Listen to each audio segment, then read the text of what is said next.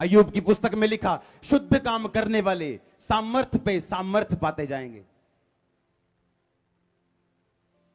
शुद्धता से रहने वाले सामर्थ्य पे सामर्थ्य पाते जाएंगे। वो स्ट्रॉन्गर स्ट्रॉन्गर, मजबूत के बाद मजबूत होते जाएंगे, जो शुद्ध काम करते जाएंगे। जब हम मसीह में नए थे तो हम जब प्रार्थना करने का टाइम आता था, हम प्रेयर करते थे। जब प्रार्थना खत्म हो जाती थी तो हम सभी जो यूथ लड़के थे, हम सभी इकट्ठे बैठ जाते थे और सबने मजाक शुरू करना, गंदा मजाक। कभी किसी के बारे में, कभी किसी के बारे में, कभी किसी आंटी के बारे में, कभी किसी अंकल के बारे में।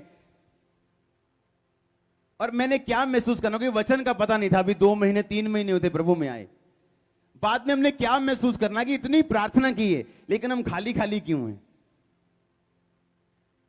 मुझे खाली खाली क्यों लग रहे हैं यार? 6 घंटे प्रेयर किए पर खाली खाली क्यों महसूस हो रहे हैं? और ठट्ठा करने बैठ जाना, मजाक करने बैठ जाना, और बाद में क्या महसूस करना कि हम पता नहीं चलना, क्योंकि वचन मालूम नहीं था इतना। बाद में महसूस होना हम खाली क्यों हैं, हमें खाली खाली क्यों महसूस होता है, प्रभु की प्रेजेंस क्यों नहीं महसूस होती हमें। एक दिन परमेश्वर का एक सेवक मिला, उसने बताया अगर तुम 20 साल की अनॉइंटिंग 2 साल में 6 महीने में लेना चाहते हो तो गंदे मजाक करना छोड़ो। दूसरा, प्रभु के खिलाफ कुड़कुड़ाना छोड़ दो।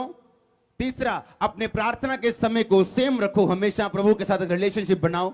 वो दिन और ये दिन, तब फिर खाली कभी महसूस नहीं हुआ।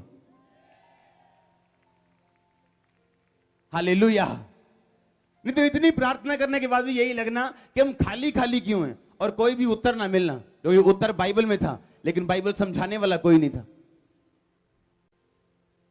आप महसूस करोगे ठट्ठा करने के बाद किस तरह से आपकी अनॉइंटिंग कम होती। परमेश्वर हंसने से मना नहीं करता, लेकिन किस बात पे हंसना है आपको ये देखना है। आपकी एक बाउंड्रीज ठहराई गई, आपकी एक लिमिट है, जिस लिमिट में आप रह सकते हो, क्योंकि आप एक बड़ी कुर्सी के लिए ठहराए गए हो। वो कुर्सी तक आपको पहुंचना है, क्योंकि उस कुर्सी में आने के बाद जो रिजल्ट आएगा वो रिजल्ट आपकी इंसल्ट को खत्म करने वाला है। लेकिन जब तक वो इंसल्ट आपकी लाइफ में रहेगी, आप मसीह में तो होंगे पर एक जबरदस्त गवाह नहीं बन पाएंगे जब तक वो इंसल्ट आपकी लाइफ से नहीं जाएगी। और बाइबल बताती है इंसल्ट को दूर करने से पहले आपको वो कुर्सी चाहिए जो परमेश्वर आपके लिए डिजाइन करके मसा करके रखता है। उस कुर्सी तक पहुंचने से पहले आपको मसा चाहिए जो परमेश्वर आपको देता है, आपके प्रतिदिन के जीवन को देख के कि आप किस तरह का जीते हैं। चर्च में हालेलुया बोलना बड़ा आसान है, आमीन बोलना बड़ा आसान है, वर्शिप करना बड़ा आसान है, लेकिन सोमवार मंगलवार जब अपने कामों पे आप लौट जाओगे तब पवित्रताई में बना के रखना अपने आप को, यह मुश्किल है।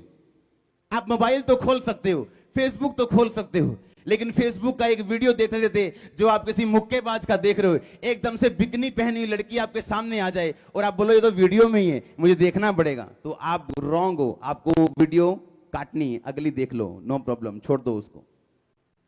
आमीन। तो आप क्या बोलोगे? खाली खाली लग रहे हैं, जो मैं चाहता हूं वो नहीं हो रहा। हाँ, क्योंकि वो कुर्सी जो परमेश्वर ने आपके लिए ठहराई बिना मस्से के, चाहे आप दाऊद क्यों ना हो, पतरस क्यों ना हो, आप उस कुर्सी पे नहीं बैठ सकते। आपकी आंखों के सामने कोई सीन आ सकता है, लेकिन उसको देखने और ना देखने की जिम्मेवारी आपकी। शैतान आपको पाप की तरह भरमा सकता है, लेकिन भरमाए जाना है कि नहीं, यह आपकी जिम्मेवारी है। हालेलुया। इसीलिए आज मस्सा किए गए थोड़े हैं और घूम रहे और कंफ्यूज्ड और दुखी ज्यादा हैं। इसलिए उसने कहा सबसे अधिक अपने मन की रक्षा कर। अपने पैसे की नहीं बोला, अपनी प्रॉपर्टी की नहीं बोला, किसी चीज की नहीं, कहता अपने मन की रक्षा सबसे अधिक कर, क्योंकि जीवन का मूल स्रोत तेरा मन है। आप अपने आप को मसे से भरा हुआ पाएंगे। आमीन। जितना लंबा ब्लेसिंग उतनी बड़ी चर्च।